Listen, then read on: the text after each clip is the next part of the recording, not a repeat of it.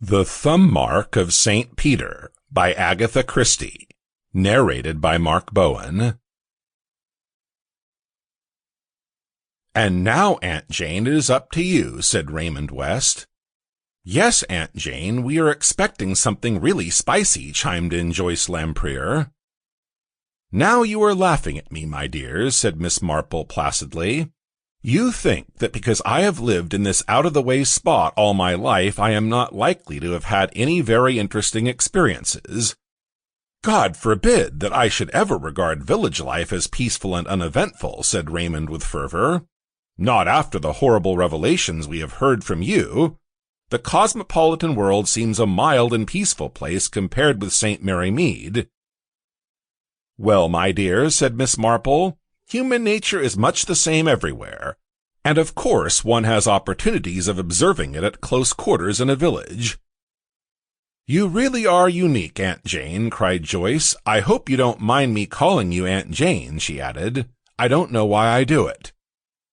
"Don't you, my dear?" said Miss Marple. She looked up for a moment or two with something quizzical in her glance, which made the blood flame to the girl's cheeks. Raymond West fidgeted and cleared his throat in a somewhat embarrassed manner. Miss Marple looked at them both and smiled again, and bent her attention once more to her knitting. "It is true, of course, that I have lived what is called a very uneventful life, but I have had a lot of experience in solving different little problems that have arisen. Some of them have been really quite ingenious, but it would be no good telling them to you, because they are about such unimportant things that you would not be interested. Just things like who cut the meshes of Mrs. Jones' string bag, and why Mrs. Sims only wore her new fur coat once. Very interesting things, really, to any student of human nature. No, the only experience I can remember that would be of interest to you is the one about my poor niece Mabel's husband.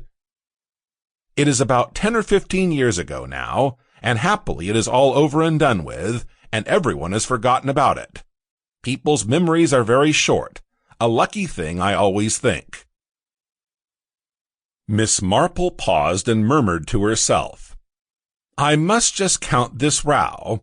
The decreasing is a little awkward. 1, 2, 3, 4, 5, and then 3 pearl. That is right. Now what was I saying? Oh yes, about poor Mabel. Mabel was my niece, a nice girl, really a very nice girl, but just a trifle what one might call silly.